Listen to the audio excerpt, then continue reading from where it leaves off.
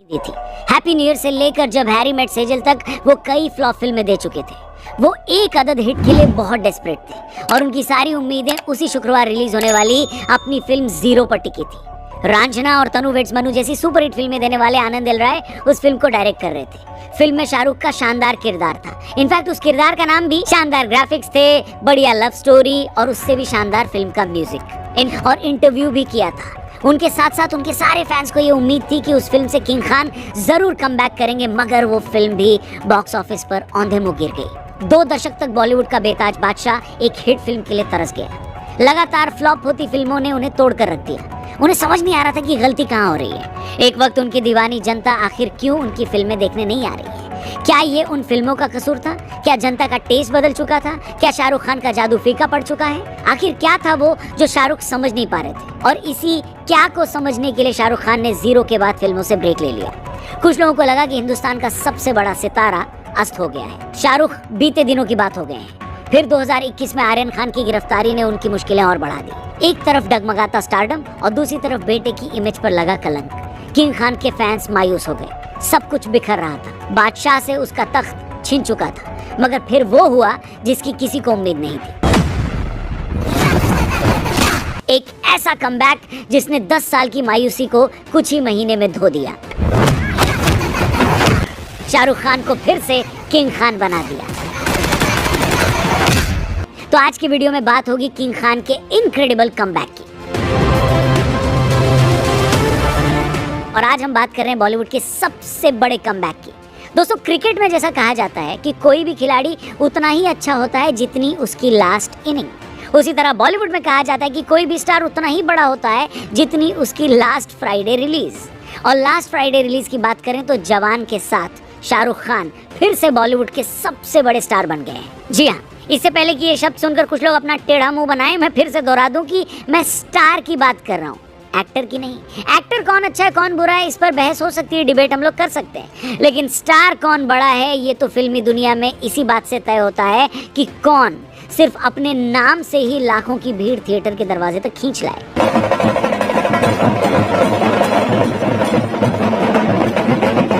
और इस लिहाज से जवान के साथ शाहरुख खान ने वो काम कर दिखाया जो आज तक किसी इंडियन स्टार ने नहीं किया। रिलीज के पहले ही दिन फिल्म ने पूरी दुनिया में 129 करोड़ रुपए कमा लिए और 6 दिन के अंदर फिल्म ने इतने पैसे कमाए कि ये पहली हिंदी फिल्म बन गई। फिल्म के एक्शन से लेकर शाहरुख खान की स्क्रीन प्रेजेंस, एटली के डायरेक्शन और अनिरुद्ध के म्यूजिक तक, फिल्म से जुड़ी हर चीज की तारीफ हो रही है। जिस रफ्तार से फिल्म कमाई कर रही है, इसमें कोई शक नहीं कि हिंदी फिल्मों की कमाई का हर रिकॉर्ड चकनाचूर ये फिल्म कर देगी। और इससे पहले कि मैं जवान फिल्म और फिल्म के साथ शाहरुख की इनक्रेडिबल कमबैक स्टोरी के बारे में बात करूं, मैं आपको एक बड़े काम की चीज बताना चाहता हूं जिससे आप अपनी लाइफ को ट्रांसफॉर्म कर सकते हैं और आपकी इन्वेस्टमेंट जर्नी भी शुरू हो जाएगी। दोस्तों, इससे पहले कि हम शाहरुख खान की इनक्रेडिबल कमबैक की बात करें, जवान फिल्म की बात कर लेते हैं। फर्स्ट डे फर्स्ट शो गया था मैं फिल्म देखने और दावे के साथ हम ये कह सकते हैं कि शायद ही ऐसी कोई इंडियन एक्शन थ्रिलर होगी जो शुरू से लेकर आखिर तक आपको बांध के रखती हो। रेडी। हर अच्छी एक्शन थ्रिलर मूवी की तरह इसमें भी एक के बाद एक टेंस सिचुएशन आती जाती है। हर सिचुएशन का अपना प्लॉट है। हर नई सिचुएशन में शाहरुख का नया लुक। जब आपको लगने लगता है कि आपने फिल्म को क्रैक कर लिया है, उसी वक्त फिल्म में एक नया ट्विस्ट आ जाता है। और किसी भी अच्छी एक्शन फिल्म की यही सबसे बड़ी खासियत होती है कि वो आपको लगातार सरप्राइज करती है और फिल्म का सबसे बड़ा सरप्राइज आता है उसके इंटरवल पर। दूसरी बात, मूवी में कोई सेंसलेस एक्शन नहीं हो रहा है। हर सिचुएशन की अपनी एक बैक स्टोरी है, उसके पीछे एक पॉलिटिकल और सोशल मैसेज है।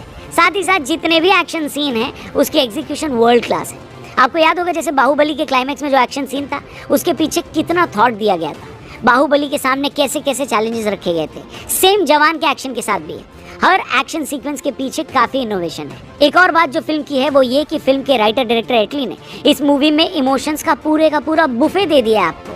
मतलब ओवरऑल स्क्रीन पर शाहरुख खान को देखकर आपको लगता है कि हाँ, ये हुई ना बात। इमीडिएट फीलिंग ये आती है कि इस फिल्म ने इतने बड़े स्टार के टैलेंट के साथ जस्टिस किया है। शाहरुख खान का ऑरा भर भर के सामने आया है और जैसे कि मैंने शुरू में कहा कि कोई डाउट ही नहीं है कि फिल्म हिंदी फिल्म इंडस्ट्री का शायद ही कोई रिकॉर्ड होगा जिसे न तोड़ पाए। और इसी साल जनवरी में शाहरुख खान की पठान ने भी इतने पैसे कमाए जिसका अंदाजा नहीं। और इसी दिसंबर में राजकुमार हिरानी सर के साथ शाहरुख की डंकी भी आने वाली है। मतलब जो शाहरुख खान सिर्फ 1 साल पहले तक कल की बात मान लिए गए थे, जिन शाहरुख खान के सामने लोग नए नए स्टार्स को ज़्यादा तवज्जो दे रहे थे, जिन शाहरुख की वापसी को किसी की उम्मीद नहीं थी, उन्हीं शाहरुख ने न सिर्फ खुद एक ग्रैंड कमबैक किया है बल्कि सिंगल हैंडेडली पूरी हिंदी फिल्म इंडस्ट्री को रिवाइव कर दिया है। जो दर्शक तमिल और तेलुगु फिल्मों का एग्जाम्पल देकर हिंदी फिल्मों को गरिया रहे थे, वही दर्शक पठान और जवान के बाद थिएटर के बाहर लाइनें लगा रहे हैं। दोस्तों, आप चाहे किसी भी प्रोफेशन में हो, एक चीज जो आप चाहकर भी अवॉइड नहीं कर सकते वो है फेलियर। सक्सेस में सिर उठाकर जीना, कॉन्फिडेंट दिखना, ये बहुत आसान है, मगर सवाल ये है कि आप फेलियर से कैसे डील करते हैं। आपने चाहे कितनी भी सक्सेस क्यों न देखी हो, जैसे ही आप अपने काम में फेल होने लगते हैं, आपके मन में सेल्फ डाउट आने लगता है। आप खुद से सवाल करने लगते हैं कि मैं उतना अच्छा हूँ भी या नहीं। और यहीं पर एक आदमी के कैरेक्टर की असली परीक्षा होती है। बहुत से एक्सपर्ट्स मानते हैं कि विनोद कांबली सचिन तेंदुलकर से ज़्यादा गिफ्टेड थे, मगर वेस्ट इंडीज़ के फास्ट बॉलर्स ने जब बाउंसर मारकर कांबली को एक्सपोज किया तो कांबली को पता ही नहीं था कि अपनी इस वीकनेस का कैसे ओवरकम करना है। अपने बहुत सारे इंटरव्यू में शाहरुख ने भी बताया कि जब उनकी 0 फ्लॉप हुई तो उन्हें लगा कि अभी मुझे ब्रेक लेना चाहिए, क्योंकि एक्सपेरिमेंट के नाम पर शाहरुख ने सब कर लिया था।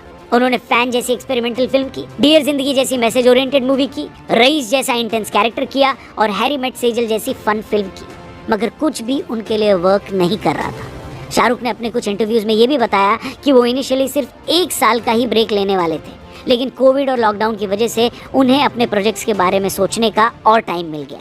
और इसी टाइम उन्होंने सोचा कि अगर जनता स्क्रीन पर कुछ लार्जर देन लाइफ और हाई इंटेंसिटी वाले सब्जेक्ट देखना चाहती है तो वही सही। यही वजह थी कि शाहरुख खान ने पठान सेलेक्ट की, जो कि एक तरह से जेम्स बॉन्ड और मिशन इम्पॉसिबल जैसी फिल्मों का क्रॉसओवर थी। और पठान के एक्शन से जो उन्होंने एक बड़ी लकीर खींची थी, जवान से उन्होंने उसी लकीर को और बड़ा कर दिया। नो डाउट इसका जितना क्रेडिट शाहरुख खान को जाता है, उससे ज्यादा फिल्म के राइटर और डायरेक्टर इटली को भी जाता है, जिन्होंने फिल्म में भर भर कर मसाला डाला और अलग अलग मसाले डालते वक्त इस बात का भी ख्याल रखा कि इससे फिल्म के ओवरऑल फ्लेवर पर भी कोई फर्क न पड़े। मजे की बात यह है कि कोविड के बाद जिस दौरान बॉलीवुड में एक के बाद एक फिल्में फ्लॉप हो रही थी और साउथ से पुष्पा से लेकर KGF 2 और RRR जैसी हाई वोल्टेज ड्रामा फिल्में हिट हो रही थी, शाहरुख उससे पहले ही समझ चुके थे कि आज की तारीख में दर्शक को थिएटर में लाना है तो उसे बड़े पर्दे पर कुछ बहुत बड़ा दिखाना होगा। पठान के साथ गदर 2 का चलना और फिर जवान का चलना आज यही बताता है कि भैया आज आप हिंदी दर्शकों को यूं ही नहीं ले सकते। ये वो दर्शक हैं, ये वो फैंस हैं, ये वो व्यूअर्स हैं जो ये कह रहे हैं कि देखो भाई, अगर मुझे कुछ अच्छा कंटेंट देखना है ना, अच्छी स्टोरी लाइन देखनी है और कुछ अच्छा सूदिंग देखना है तो मैं OTT पर देख लूँगा, लेकिन अगर आप मुझे सिनेमा हॉल में खींचना चाहते हो, वहाँ कोई फिल्म दिखाना चाहते हो तो मुझे सरप्राइज़ करो, मुझे उस बड़े पर्दे पर कुछ ऐसा दिखाओ जिसे देखकर मेरी थोड़ी कपकपी छूटे, मेरे पेट में गुड़गुड़ हो, मैं भी सीट से उछल जाऊँ। और ये 100% सच बात है। ये सब बातें शाहरुख ने भी तभी समझी जब उन्होंने अपने करियर में ब्रेक लिया। बनियान का एक ऐड भी ऐसा ही कहता है कि लाइफ में हो आराम तो आइडियाज आते हैं, तो शाहरुख खान को भी आराम लेते ही आइडियाज आ गए। अच्छा, इसमें हमारे लिए भी एक सीख है, एक लर्निंग है कि भाई जब लाइफ में कुछ भी ठीक न चल रहा हो, समस्याएं प्रॉब्लम्स खत्म न हो रही हो, तो कभी कभी हमें रुक जाना चाहिए, रुक कर थोड़ा सोचना चाहिए कि कहीं हमारी ही अप्रोच में कोई कमी तो नहीं है। और जैसा किसी ने कहा भी है कि जिंदगी में कभी कभी 2 कदम आगे जाने के लिए 1 कदम पीछे लेना ही पड़ता है। जैसे 100 मीटर की दौड़ लगाने वाला स्प्रिंटर आगे बढ़ने से पहले अपना सारा जोर पीछे की तरफ लगाता है। दूसरी बात, आर्यन खान के केस में जिस तरह शाहरुख खान ने डिग्निफाइड तरीके से बिहेव किया, वो भी सबके लिए मिसाल है।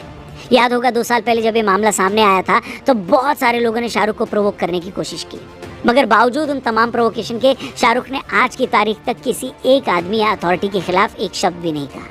हमें ये नहीं भूलना चाहिए कि यही वो वक्त था जब शाहरुख अपने करियर को रिवाइव करने की कोशिश भी कर रहे थे। आज तो फिर भी वो जवान और पठान की सक्सेस के बाद काफ़ी रिलैक्स होंगे, मगर तब तो उनके पास ये मेंटल रिलैक्सेशन भी नहीं थी।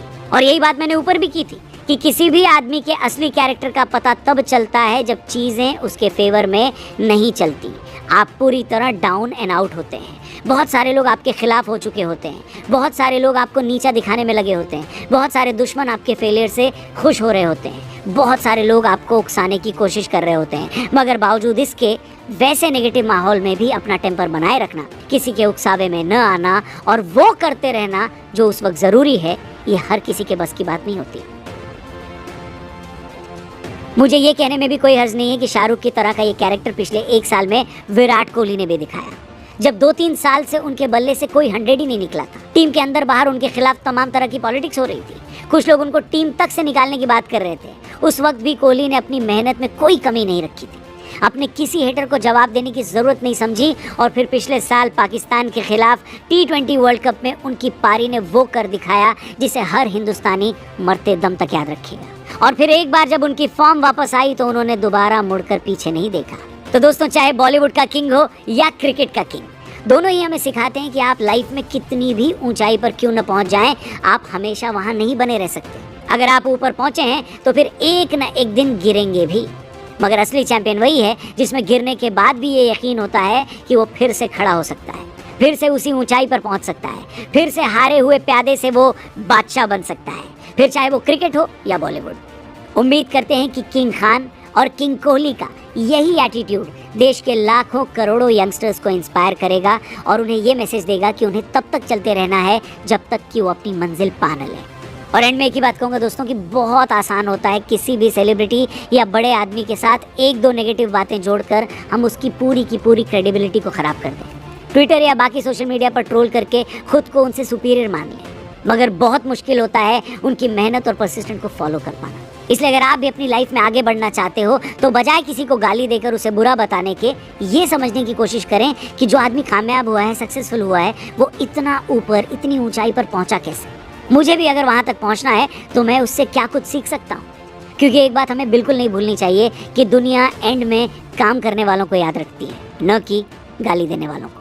बाकी आज की वीडियो में इतना ही। वीडियो अच्छी लगी हो तो इसे शाहरुख खान और विराट कोहली के हर फैन के साथ जरूर शेयर करिए।